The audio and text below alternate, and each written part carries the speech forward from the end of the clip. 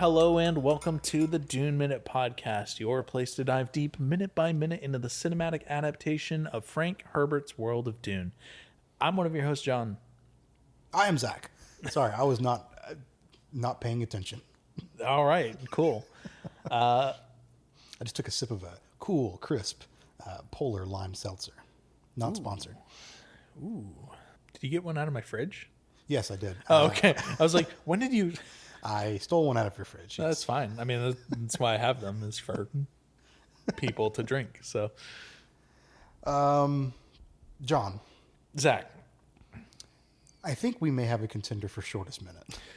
Yeah. Shortest episode. Shortest episode of the Dune Minute, probably today. This one, I don't know. Maybe.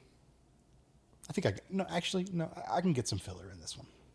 I mean, we can just talk about some random shit if you want. No. I got some stuff. Okay. Okay.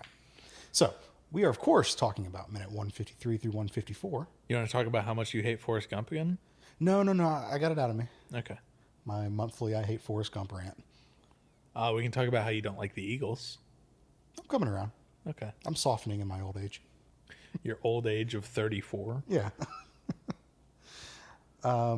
We pick back up with Paul de-knifing himself. And Chani, you get a look over at Chani. She's still very much in her head. This is where I put in my notes. She doesn't want Paul to die, but had he, it would have solved a lot of her concerns. Sure. There's a lot less paperwork and administrative bullshit to deal with later on. Yes. Yeah. Significantly fewer jihads. So Paul gets the knife all the way out, stands. Zach, I believe you mean holy wars. We'll get there.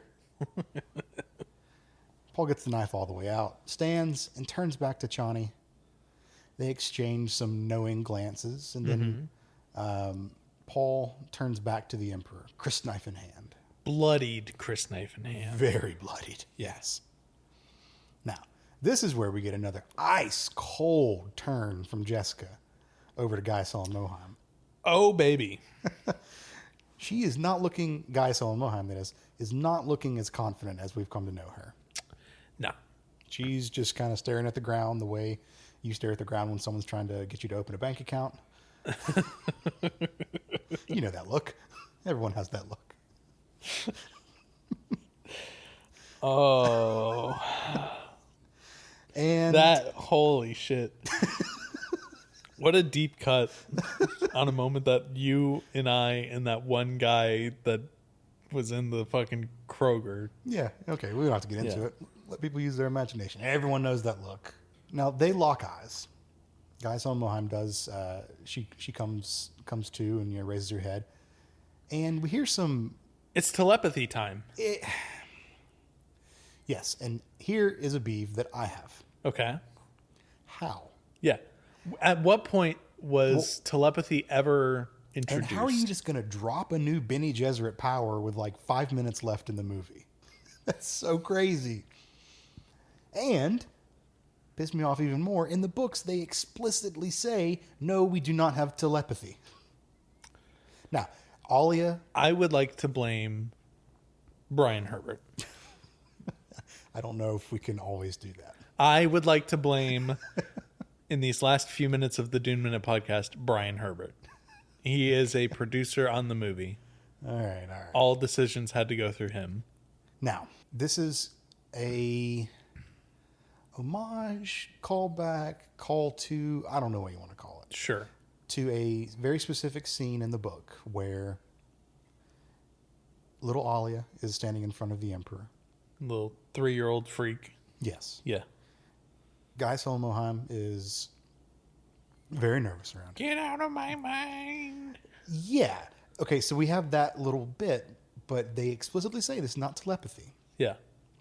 Alia has planted her voice in Guy Sullen Moheim's memory from the past. So it's some weird, like, prescient, I'm looking forward, planting my voice here.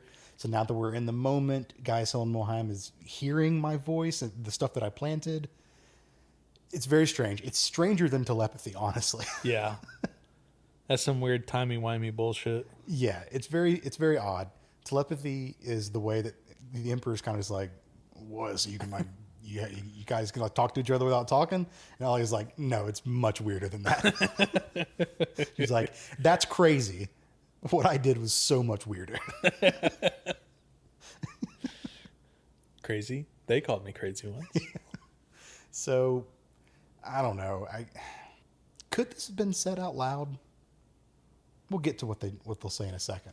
But no, because it'd be really awkward and like kind of ruin the moment if they were just like yelling at each other from across the room. Fine, fair enough. So, what is said between the two of them? Jessica looks at Gaius Helen Moheim. She says, "You should have believed. You chose the wrong side." Side. You of all people should know there are no sides, Reverend Mother. Yeah. Okay, so yes, maybe that's not a conversation that we have out loud right now, but it could have also... Yelling across the fucking... Hey! You done fucked up! You chose the wrong side, bitch. You're right. This is not the time to have this conversation. Yeah. But I also think it's not the time to introduce a new skill that we have not seen yet. I also agree with that.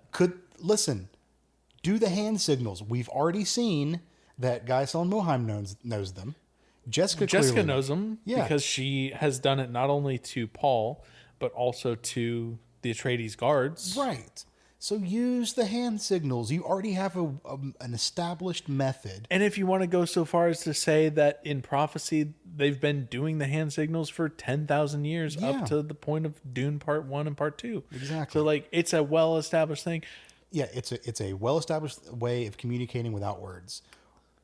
Devil's advocate. Space witches are pretty cool. Space witches are pretty cool. Shaddam also knows the hand signal. He's preoccupied. But it would stand to reason that this is strictly a conversation between the two of them. Yeah. And the hand signal weirdness, like there are 4 other Bene Gesserit sisters in the room there as well. So like, you know. Yeah, I don't know. It's very strange. Don't get it. One thing that's interesting to me, and I realize that we said that this is contender for the shortest episode. No, I was going to feel it. Yeah. It's now not the shortest episode, but that's fine. Interesting that Gaius Helen Moheim recognizes Jessica as a Reverend Mother, even though she's not gone through the traditional Reverend Mother path. I think that's why she puts so much pith. Reverend Mother. Yeah. I think that's why she says it with such just venom in her voice. But she didn't have to. Venom in her thoughts, I guess. No, what I'm saying is that she didn't have to recognize her even as Reverend Mother. True. Anyways, Jessica turns away. Yeah. Their telepathic conversation is done. Do you think that's Jessica talking or Alia talking? I think it's Jessica. Yeah, I was going to say thought experiment. It could be Alia, but next week we will know for sure that it's not. Right. Yeah. I also think Gaius Helen Moheim probably would have been like, ah. Would have made more sense for her to say abomination then instead of during fucking when she said it. It certainly would have. Anyways, Jessica turns away.